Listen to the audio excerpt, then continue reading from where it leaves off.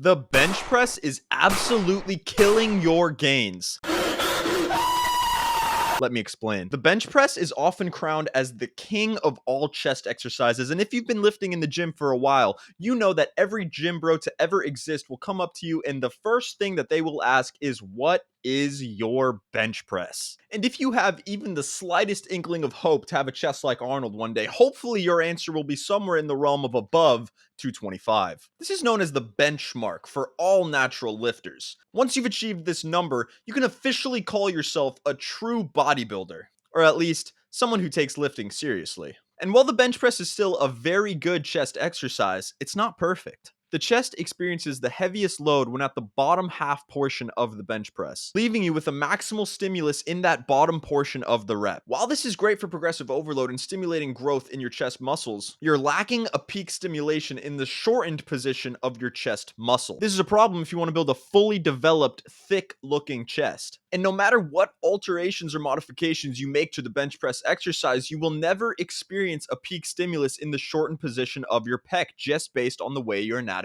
is set up. If you look at the anatomy while doing a bench press, you can see the reason that this is. When you're in this shortened position with your elbows locked out, you're stacking your joints like your wrist joint, your elbow joint, and your shoulder joint where most of the load is going to be placed when at the shortened position of a bench press exercise. This leaves most of the load on your joints rather than the pectoral muscles in the shortened position of a bench press exercise. Once again, leaving you with a minimal stimulus in that shortened position while doing the bench press exercise. This is why if you're focusing solely on utilizing the bench press to grow your pectoral muscles, you are absolutely killing your gains by not focusing on an exercise where you can reach a peak contraction in that shortened position. A perfect example of an exercise that does this incredibly well is a seated chest cable press. Now, since you're pressing in the transverse plane when doing a seated cable press rather than the sagittal plane when doing a lying bench press, you will be utilizing a peak contraction in that shortened range of motion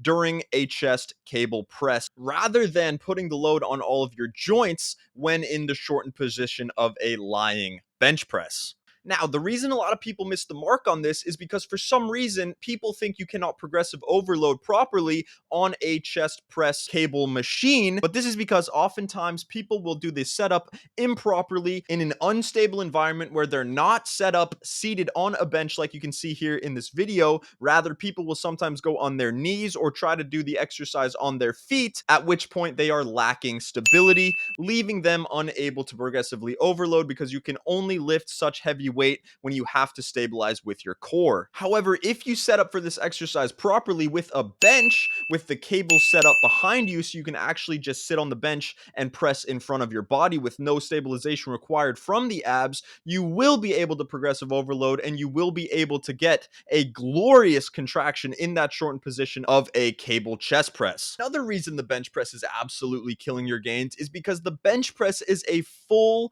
body, multi-joint CNS taxing exercise, which basically means when you're moving the weight, you're trying to move it as fast as possible. Nobody's laying on the bench press trying to get the best chest contraction that they can possibly get. A lot of people actually don't even feel the contraction while bench pressing, myself being one of those people. Whereas on a cable chest press setup like the one you see here in this video, you will be feeling the contraction throughout the entire movement, and especially if you hold the rep in the shortened position, you will be feeling a squeeze in those titties like you have never experienced in your life. I promise you that. So this will not only help you connect to those chest muscles more, but it might actually translate to your bench press strength directly and get you even stronger on the bench press than you would have been prior because of this newly found chest mind muscle connection. So if you're someone who's been religiously bench pressing for the past 8 years of your life like I have, and you're still wondering why your chest is underdeveloped, it might be time to incorporate a seated cable press into your routine. Start progressively overloading on that. Make sure you put yourself in a caloric surplus so that you're in a building phase rather than a cutting phase,